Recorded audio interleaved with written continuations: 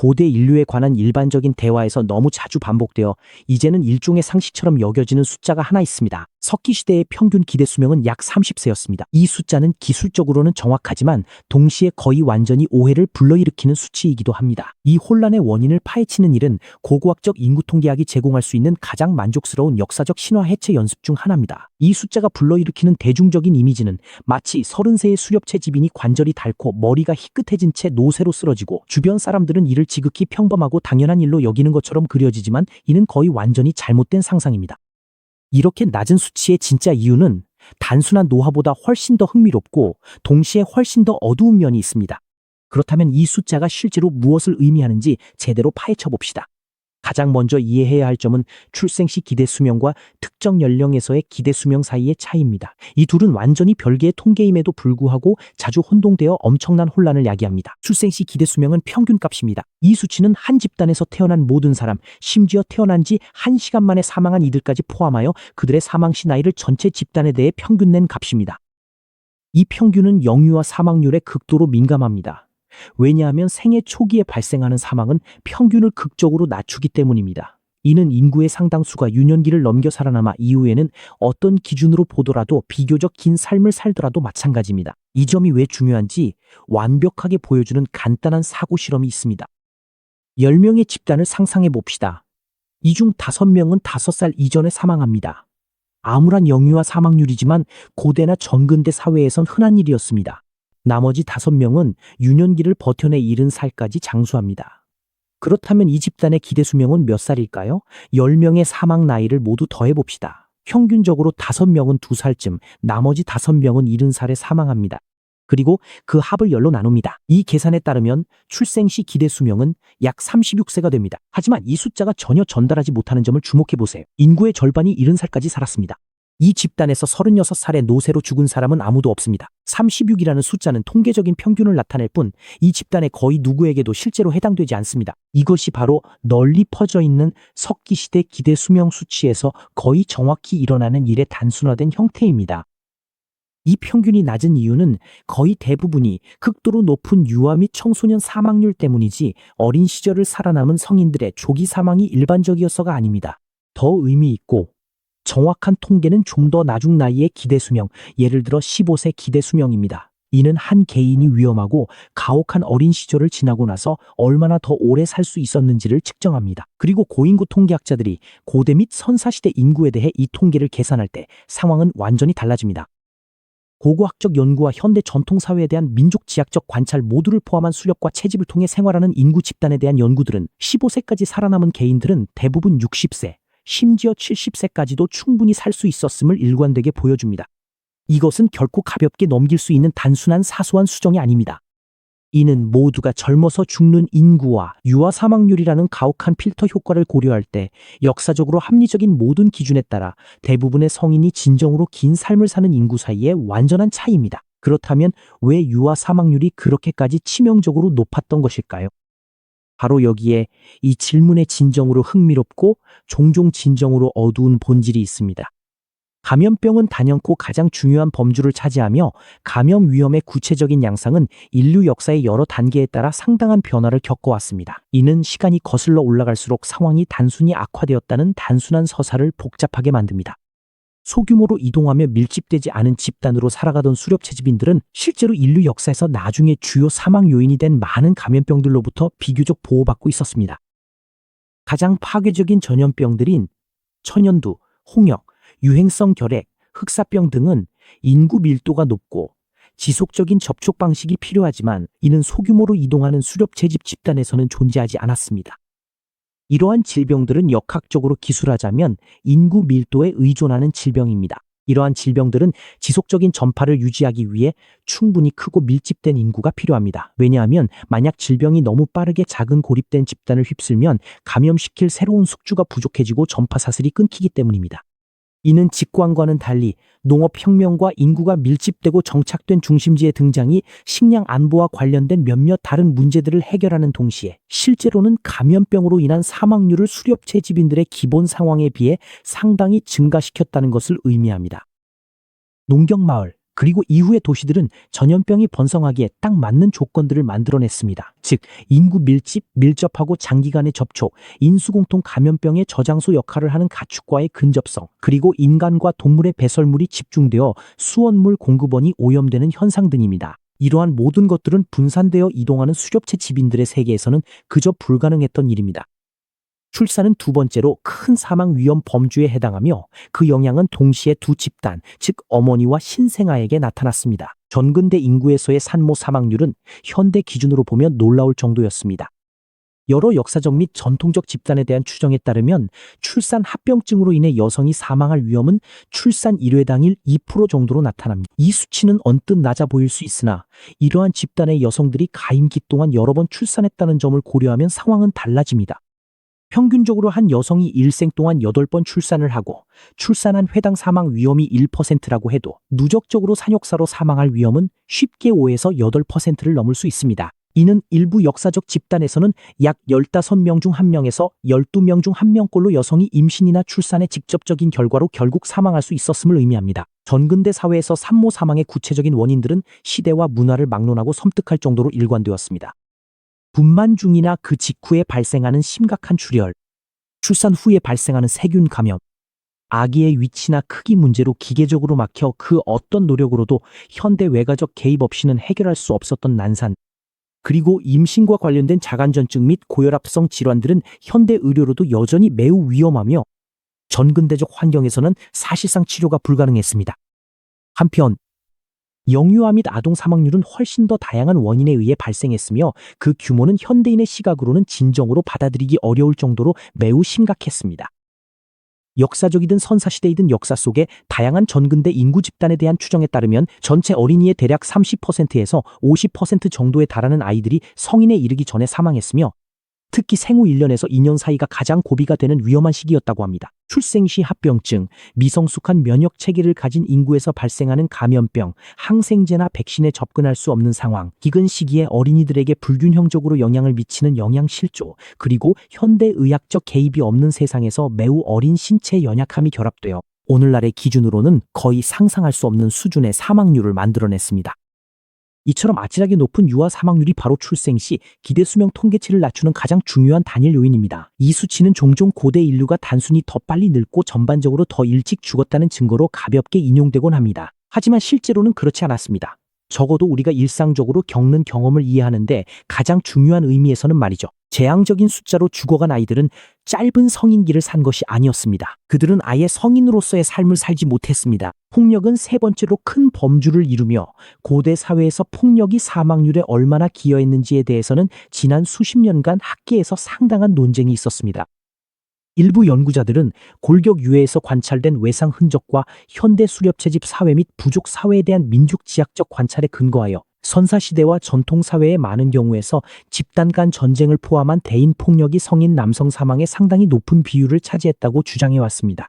특정 집단에서의 추정치에 따르면 성인 남성 전체 사망자의 10%에서 20%까지가 폭력에 기인한 것으로 나타나기도 합니다. 다른 연구자들은 이러한 높은 추정치의 이의를 제기하며 해당 수치를 산출하는 데 사용된 특정 고고학적 유적지가 수렵 채집 사회 전체를 대표하지 않을 수 있다고 주장했습니다. 사고와 환경적 위험은 네 번째로 중요한 범주를 형성하고 있으며 여기에는 야생 동물의 공격과 추락, 익사, 그리고 극한 온도에 노출 등 모든 요소가 포함되어 있습니다. 현대 사회에서는 병원에 잠깐 들러 깁스를 하면 끝날 수도 있는 골절이 전근대적 환경에서는 감염, 장기간의 장애, 심한 경우에는 현대의학에서는 흔히 치료하는 합병증으로 인한 사망으로 이어질 수 있었습니다. 이 마지막 점은 특별히 주목할 만한데 이는 고대 및 전근대 사회의 사망률이 거의 모든 위험 범주에서 현대보다 훨씬 높았던 이유를 이해하는 데 있어 가장 과소평가된 요인 중 하나이기 때문입니다. 바로 항생제의 부재입니다.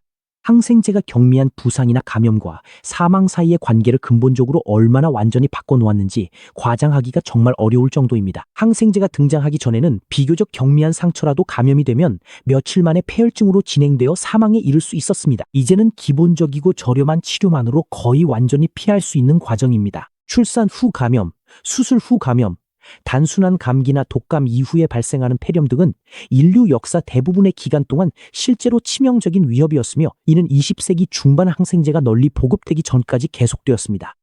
과거의 사망률과 현대의 사망률 사이의 격차는 본질적으로 옛날 사람들의 신체가 현대인보다 더 약하거나 덜 튼튼했다는 이야기에서 비롯된 것이 아닙니다. 무엇보다도 이는 항상 존재해왔던 위협에 대처하기 위해 사용 가능한 도구와 구체적인 개입 방법의 이야기입니다. 이제 모든 맥락이 정리되었으니 중심 질문으로 돌아가 보겠습니다. 즉, 어린 시절을 넘겨 살아남은 상당수 인구에게 성인기의 노화는 실제로 어떤 모습이었을까요? 이 점에 관한 고고학적 및 민족지학적 자료들은 정말로 흥미롭습니다. 선사시대 인구에서 고령에 도달한 개인들의 골격 유해는 현대 노인 인구에 영향을 미치는 것과 동일한 연령 관련 퇴행성 변화 관절염, 치아 마모 및 치아 상실, 치유된 골절의 흔적, 그리고 경우에 따라 골다공증과 같은 질환의 징후가 분명하게 나타남을 보여줍니다. 탄자니아의 하드자족이나 아마존 분지의 다양한 집단과 같이 인류학자들이 심층적으로 연구한 현대의 수렵 채집 사회에서도 70세를 훨씬 넘기고 때로는 80세에 이르는 고령의 개인들이 꾸준히 존재합니다. 이러한 고령의 개인들은 그 사회에서 주변적인 호기심거리가 아닙니다. 이들은 실질적으로 중요한 사회적 역할을 맡고 있습니다. 특히 축적된 실용적 지식의 보유자이자 어린아이들의 보호자이며 인류학자들이 인간 수명의 진화와 관련해 할머니 가설이라고 부르는 맥락에서 중요한 역할을 하고 공동체 내에서 사회적 정치적 권위의 원천이 되기도 합니다. 할머니 가설은 특별히 언급할 가치가 있습니다. 왜냐하면 이 가설은 인간이 거의 모든 포유류 중에서 유일하게 생식 가능한 시기를 훨씬 넘어서까지 살아가도록 진화한 이유를 설명하는 가장 설득력 있는 진화적 설명 중 하나이기 때문입니다. 이 가설은 생식이 끝난 여성들이 고령까지 생존함으로써 자녀 양육, 식량 확보, 축적된 지식의 전수 등에서 후손들에게 실질적인 생존 이점을 제공했으며 이러한 이점이 인간 여성에게만 특별히 장기간의 생식 후 장수를 진화시키기에 충분할 만큼 중요했다는 점을 주장합니다. 이러한 양상은 우리 종이 진화 역사에서 매우 오랜 기간 동안 상당수의 고령자와 장수한 개인들을 꾸준히 배출해왔음을 강하게 시사합니다. 만약 고대 인류가 실제로 모두 30살에 고르게 사망했다면 할머니 가설에서 설명하는 것과 같은 생식 이후의 장수는 진화적으로 발달할 압력이 전혀 없었을 것입니다. 왜냐하면 진화는 결코 발현되지 않는 특성을 보존하지 않기 때문입니다. 장수하는 할머니들이 상당수 존재했다는 사실 자체가 성인기의 수명이 길어지는 것이 인류의 깊은 선사시대 전반에 걸쳐 실제로 반복적으로 나타난 특징임을 강력하게 입증하는 증거입니다. 이 이야기에는 또 다른 차원이 존재하는데 이는 고인 구학자들이 실제로 어떻게 골격 유해로부터 사망 시 연령 데이터를 재구성하는지에 관한 것이기 때문에 탐구할 가치가 있습니다. 고대 개인이 사망한 나이를 결정하는 것은 성장판의 융합, 골반의 변화, 치아 마모, 그리고 뼈 밀도의 미세한 변화와 같은 생물학적 지표에 근거합니다. 문제는 이러한 연령 추정 기법들이 사망 당시 개인의 나이가 많을수록 점점 더 정확성이 떨어진다는 점입니다. 45살 개인의 골격과 65살 개인의 골격을 구분하는 것은 정말로 어렵습니다. 그리고 수십 년 동안 일반적인 관행은 대략 50세 이상의 모든 성인을 추가적인 구분 없이 노년 성인이라는 넓은 범주로 묶는 것이었습니다. 이러한 방법론적 한계는 기대 수명 계산에 왜곡된 영향을 미쳤습니다. 만약 한 집단의 골격 표본에 60, 70, 80에 사망한 개인들이 포함되어 있지만 분석 방법이 이들을 확실하게 50세 이상이라는 넓은 범주로만 분류할 수 있다면 이러한 데이터에 기반한 기대 수명 계산은 실제로 존재했던 더 넓은 고령 성인 연령대를 인위적으로 좁은 범주로 압축하여 장기간의 성인 수명의 진정한 범위를 체계적으로 과소평가하게 됩니다. 여기서 잠시 멈추어 이 논의 전체에서 가장 자주 인용되는 고대 인구 집단 중 하나의 구체적인 인구 통계 자료를 좀 더 면밀히 살펴보겠습니다. 그 수치가 어떤 요약 통계도 전달하지 못하는 더 미묘한 이야기를 들려주기 때문입니다. 리본 유적지의 해골 수집은 서기 800년에서 1100년경에 해당하는 오하이오의 아메리카 원주민 집단으로 수십 년에 걸쳐 물리적 인류학자들에 의해 심도 있게 연구되었습니다. 이 집단은 분석의 철저함 덕분에 고인구 통계학 연구에서 일종의 표준 사례로 자리 잡았습니다. 리본의 해골 집단에 대한 초기 분석에서는 평균 수명이 매우 낮아 보이고 40세나 50세를 훨씬 넘겨 생존한 것으로 보이는 개인이 거의 없는 등 대중적으로 알려진 이야기와 완벽하게 들어맞는 수명 수치가 도출되었습니다.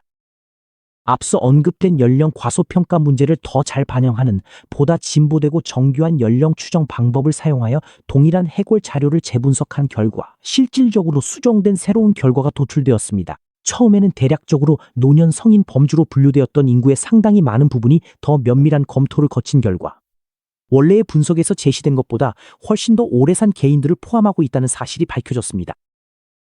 이 사례는 고인류 인구 통계학 내에서 일종의 경고로 자리 잡았으며 고대 해골의 연령 추정에 있어서의 방법론적 한계가 고대 인류의 실제 수명에 대한 우리의 이해를 어떻게 체계적으로 왜곡할 수 있는지를 보여줍니다.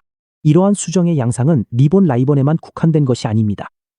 20세기 중반 이후 연구된 여러 해골 집단에서 반복적으로 나타난 경향은 초기 인구 통계 분석이 실제로 고령인 개체의 수를 과소평가하는 반면 이후 개선된 방법으로 재분석할 경우 처음에 생각했던 것보다 약간 더 나이가 많고 더 오래 산 인구가 드러난다는 점입니다. 이제 마이컬 걸벤과 히라트 카프란과 같은 연구자들이 수행한 현대 수렵채집인 집단에 대한 비교 연구로 시선을 돌려보겠습니다. 이들의 연구는 하자, 파라과이의 A씨, 베네수엘라와 콜롬비아의 호어라니, 그리고 여러 다른 집단에 대한 인구 통계 자료를 종합하여 놀라울 정도로 일관된 패턴을 밝혀냈습니다. 사망 위험은 생애 초기 몇 년에 매우 집중되어 있습니다. 사망 위험은 청소년기와 생산성이 가장 높은 시기에 크게 감소했다가 약 40이나 50살 무렵부터 점진적으로 다시 증가합니다. 이는 현대 산업화된 사회에서 관찰되는 사망률 곡선과 유사하지만 현대 의학적 개입이 없기 때문에 모든 연령대에서 절대 수치가 더 높게 나타납니다. 이들의 연구는 더 널리 알려질 만한 특정 통계치를 산출해냈습니다. 연구된 다양한 수렵채집 인구 집단에서 성인의 사망이 가장 빈번하게 발생한 연령, 즉 유아 사망률로 인해 평균이 낮아지는 것과 달리 실제로 성인들이 가장 많이 사망한 연령은 일관되게 70세에서 72세 사이였습니다. 정말 놀라운 사실입니다. 이는 유아기를 무사히 넘긴 수렵채집인 성인에게 가장 흔한 통계적 결과가 30이나 40에 사망하는 것이 아니라 7순까지 살았음을 시사하기 때문입니다. 농경 시기가 시작될 무렵 일어난 인구학적 전환과 비교해보는 것도 의미가 있습니다. 왜냐하면 점점 더 많은 자료들이 채집에서 농경으로의 전환이 인구학적으로 명확한 개선이 아니었음을 보여주고 있기 때문입니다. 초기 농경 인구에서 나온 골격 자료들은 평균 신장이 감소하고 골격 스트레스의 지표가 증가하며 치과 질환의 발생률이 더 높고 일부 집단에서는 농경 정착 생활로의 초기 전환 시기에 유아 사망률이 감소하기보다는 오히려 증가했다는 증거를 일관되게 보여줍니다. 이 현상은 때때로 신석기 시대의 사망률 위기라고 불리며 문명이 발전함에 따라 인간의 건강이 꾸준히 향상되었다는 단순하고 직선적인 서사를 복잡하게 만듭니다. 또한 인간의 오랜 역사 속에서 질병 환경이 어떻게 변화해 왔는지에 대해 지속적인 개선이나 지속적인 악화라는 단순한 이야기와는 다르게 주목할 만하고 다소 직관에 반하는 특정한 점이 있습니다. 심각한 전염병 유행기, 특히 중세 유럽을 휩쓴 유명한 흑사병의 확산, 유럽인 접촉 후 아메리카 대륙의 파멸적 인구 감소, 그리고 인구가 밀집된 전근대 도시에서 반복된 콜레라와 장티푸스 유행 등은 모두 높은 기본 사망률 위에 겹쳐진 급성 위기를 보여줍니다. 상대적으로 고립된 상태에서 살아가는 수렵채집 인구는 흑사병이 창궐하는 중세의 과밀도시에서 살아가는 농경 인구와는 상당히 다른 질병 환경에 직면했습니다. 이 둘을 구분하지 않고 고대 인류라는 동일한 범주로 묶는 것은 드러내는 것보다 훨씬 더 많은 것을 감추는 셈입니다. 결론을 내리기 전 중요한 이 이야기의 마지막 맥락이 하나 남았습니다. 이는 이 주제가 현대인의 심리적 노화인식 및 우리가 과거 이야기를 구성하는 방식과 교차한다는 점입니다. 30세 신화가 끊임없이 인기 있는 건 일종의 서사적 기능을 수행하기 때문이죠. 고대 인류가 단순히 30살에 죽었다는 생각은 현대가 잔인하고 짧았던 과거에 비해 선형적으로, 그리고 단번에 개선된 것이라는 더 넓은 문화적 서사에 완벽하게 들어맞습니다. 이는 현재를 미화하기 위해 과거의 결함을 과장하는 셈입니다. 보다 정확한 그림은 현대의학이 실제로 무엇을 성취했는지에 대한 우리의 이해 방식을 바꿔줍니다. 진정한 의미의 성공이라는 것은 우리가 인간의 최대 수명을 이전보다 더 극적으로 연장해냈다는 사실에 있는 것이 아닙니다. 왜냐하면 70세를 훌쩍 넘기는 장수는 예전부터 줄곧 우리 인간들이 가진 생물학적 가능성 범위 안에 항상 존재해왔기 때문입니다. 진정한 성취는 더 정확하며 어떤 면에서는 더 놀라운 것입니다. 우리는 특정 인구 집단에서 어린 시절을 넘기지 못하거나 성인기에 감염병으로 사망하거나 출산 합병증으로 목숨을 잃거나 예전에는 치명적이었지만 이제는 일상적으로 치료되는 부상으로 사망하는 비율을 크게 줄였습니다. 우리는 대중의 상상력이 암시하는 것만큼 인간의 수명 한계를 극적으로 끌어올리지는 못했습니다. 반면에 우리는 바닥선을 상당히 끌어올렸습니다. 이것은 그저 대체된 신화보다 훨씬 더 정확하고 실제로 훨씬 더 놀라운 이야기입니다. 이것은 한 종이 수많은 세대에 걸친 엄청난 집단적 노력 끝에 얼마나 많은 구성원들이 원래 살 수 있었던 시간을 알기도 전에 죽지 않도록 점차적으로 배워온 이야기입니다. 30이라는 숫자는 고대 인간의 존재에서 실제적이고 비극적인 무언가를 포착합니다. 하지만 이 숫자는 대부분의 사람들이 생각하는 것을 포착하지는 않으며 그 이면에 숨겨진 진짜 이야기는 어린 시절과 출산에 관한 구체적인 세부 사항에서는 더 어둡고 성인 장수에 대한 함의에서는 더 밝은 대중적으로 단순화된 버전보다 훨씬 더 복합적입니다.